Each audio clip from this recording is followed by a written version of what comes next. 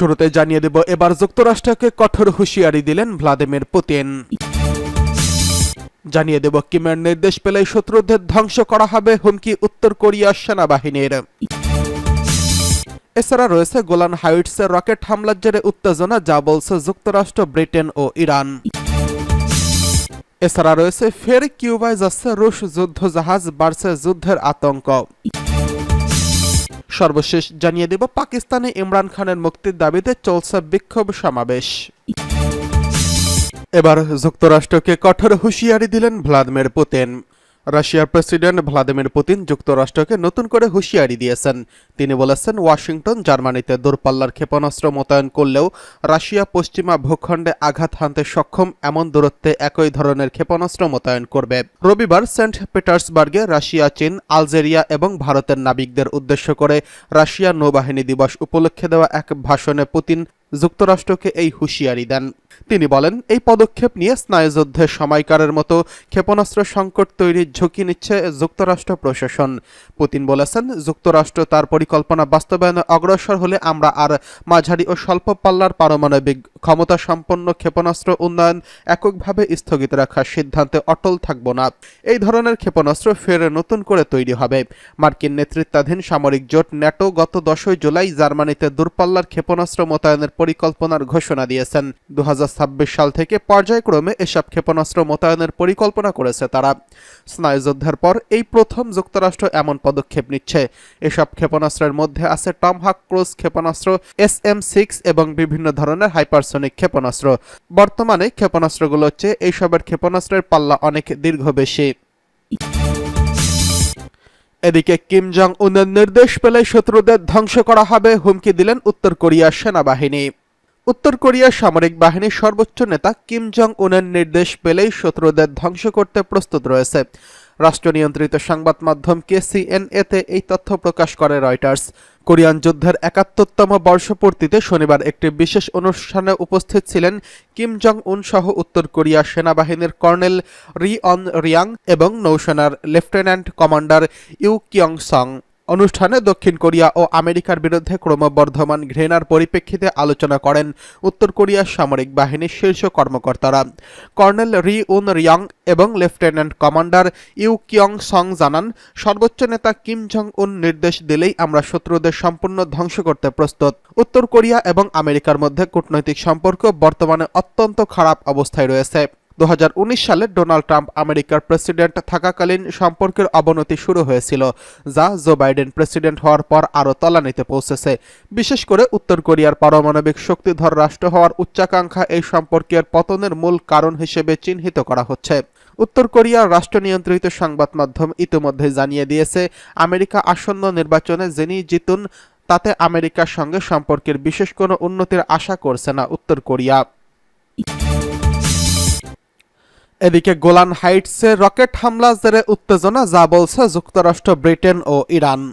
শনিবার ইসরায়েলের অধিকৃত গোলান হাইটসে একটি ফুটবল মাঠের রকেট হামলায় 12 জন কিশোর তরুণ নিহত হয়েছেন। হামলায় প্রাণ হারানোর বয়স ছিল 10 থেকে 20 বছরের মধ্যে। এই রকেট হামলার পর মধ্যপ্রাচ্যে উত্তেজনা বেড়েই চলেছে। আমেরিকার পররাষ্ট্রমন্ত্রী অ্যান্টনি ব্লিংকেন টোকিও থেকে বলেন, নাগরিকদের রক্ষা করার অধিকার ইসরায়েলের আছে এবং এটি নিশ্চিত করার জন্যই মার্কিন যুক্তরাষ্ট্র প্রতিজ্ঞাবদ্ধ। তিনি সংঘাতের বৃদ্ধি রোধ করার গুরুত্বও তুলে ধরেন। ব্লিংকেন উল্লেখ করেন, গোলান হাইটসের রকেট হামলায় হিজবুল্লাহ চালিয়েছে, তবে সংকেত তাই বলছে। ব্রিটেনের পররাষ্ট্রমন্ত্রী ডেভিড ল্যামি গোলান হাইটসের রকেট হামলার নিন্দা জানিয়ে বলেন, ব্রিটেনে গোলান হাইটসে হামলার নিন্দা জানায়। দুঃখজনকভাবে কমপক্ষে 12 জন প্রাণ হারিয়েছেন। তিনি সংঘাতের আরও বৃদ্ধি এবং অস্থিতিশীলতার ঝুঁকি নিয়ে গভীর উদ্বেগ প্রকাশ করেছেন এবং হিজবুল্লাহকে হামলা বন্ধ করার আহ্বান জানিয়েছেন। এদিকে ইরানের পররাষ্ট্র মন্ত্রণালয়ের মুখপাত্র নাসের কানৌনি এক বিবৃতিতে লেবাননের বিষয়ে ইসরায়েলকে সতর্ক করেন এবং নতুন অভিযানের পরিকল্পনা থেকে বিরত থাকার আহ্বান জানান। ইসরায়েলের প্রধানমন্ত্রী বেঞ্জামিন নেতানিয়াহু হামলার জবাব দেওয়ার কথা বলেছেন। তার অফিস বলছে, ইতোমধ্যেই যুক্তরাষ্ট্র সফর থেকে ফিরে এসে নিরাপত্তা পরিষদের মন্ত্রিসভার বৈঠক করেছেন। হিজবুল্লাহ দ্রুজ শহর মাজদাল শামস রকেটে হামলার দায়িত্ব অস্বীকার করেছে এবং ইসরায়েলকে এর জন্য দায়ী করেছে। হিজবুল্লাহর মতে এটি প্রথমবার নয় যে ইসরায়েলি ব্যাটারি এবং আয়রন ডোম ক্ষেপণাস্ত্র মিস করেছে। মাসদাল শামস অধিকৃত সিরিয়ার গোলান হাইটসের চারপাশের এলাকায় ইসরায়েলের ক্ষেপণাস্ত্র আঘাত করেছে। এদিকে পাল্টা হামলার জবাবে ইসরায়েলি বাহিনী হিজবুল্লাহর অবস্থান লক্ষ্য করে বিমান হামলা চালানোর কথা জানিয়েছেন। বর্তমান পরিস্থিতিতে উত্তেজনা ক্রমই বৃদ্ধি পেয়ে চলেছে এবং আন্তর্জাতিক সম্প্রদায় এই সংকট সমাধানের চেষ্টা চালিয়ে যাচ্ছেন। এদিকে ফের কিউবায় রুশ যুদ্ধজাহাজ। আবারও কিউবা উপকূলে হাজির রাশিয়ার যুদ্ধজাহাজ। কিউবার পক্ষ থেকে রুশ যুদ্ধজাহাজকে তাদের উপকূলে আসার বিষয়টি নিয়মিত চলাচলের অংশ হিসেবে উল্লেখ করেছেন। কিউবা প্রশাসন ফাঁকা গুলি চালিয়ে রুশ যুদ্ধজাহাজকে স্বাগত জানানোর ইঙ্গিত দিয়েছেন। হাভানায় উৎসাহী জেলেরা এসব যুদ্ধজাহাজকে হাভানার জলীয় সীমায় আসতে দেখেছেন। রুশ বাল্টিক জাহাজবহরে অংশ হিসেবে কিউবায় আসা জাহাজের মধ্যে রয়েছে টহল জাহাজ, প্রশিক্ষণ জাহাজ এবং অন্যান্য সহযোগী যুদ্ধজাহাজের বহর। আগামীকাল মঙ্গলবার এসব যুদ্ধজাহাজ আবারও কিউবা ছাড়বে। কিউবার রেভলিউশনারি আর্মড ফোর্সেস এক বিবৃতিতে বলা হয়েছে, রুটিন বা নিয়মিত চলাচলের অংশ হিসেবে এসব কিউবায় এসেছে। এ বিষয়ে অবশ্য মার্কিন পররাষ্ট্র দপ্তর ও পেন্টাগনে কোনো তথ্য জানায়নি। এর আগে গত জুন মাসে একটি রুশ পারমাণবিক সাবমেরিন, ফ্রিগেট এবং অন্য রসদবাহী জাহাজ হাভানা বন্দর নোঙ্গর করেছিল। যুক্তরাষ্ট্রের ফ্লোরিডা থেকে এর দূরত্ব ছিল মাত্র 100 মাইল। এদিকে পাকিস্তানে ইমরান খানের মুক্তির দাবিতে চলছে বিক্ষোভ, সমাবেশ, আন্দোলন। পাকিস্তানের সাবেক প্রধানমন্ত্রী ইমরান খান এবং তার স্ত্রী বুশরা বিবির মুক্তির দাবিতে মিছিল ও সমাবেশ করছে পাকিস্তান তেহরিক-ই-ইনসাফ পিটিআই। খাইবার পাখতুনখোয়া এই কর্মসূচি পালন করে যাচ্ছে। এ সময় অন্য রাজনৈতিক বন্দীদেরও মুক্তি করা হয়। সমাবেশ থেকে পিটিআইয়ের নেতা দ্রুত ইমরান খান ও তার স্ত্রীর মুক্তির দাবি করে বলেন, তাদের বিরুদ্ধে যেসব মামলা দেওয়া হয়েছে সেগুলো মিথ্যা এবং ভিত্তিহীন। প্রাদেশিক পরিষদ স্তরের অনুষ্ঠিত এই বিক্ষোভে স্থানীয় পিটিআই আইন প্রণেতারা এবং নেতারা বক্তব্য দেন। জানা গেছে, পেশোয়ারের 3টি প্রাদেশিক এলাকায় এই বিক্ষোভ অনুষ্ঠিত হয়েছে। এর মধ্যে নামাক মান্দি এলাকায় প্রাদেশিক উচ্চশিক্ষামন্ত্রী মিনা খান আফ্রিদির নেতৃত্বে একটি বিক্ষোভ সমাবেশ অনুষ্ঠিত হয়েছে।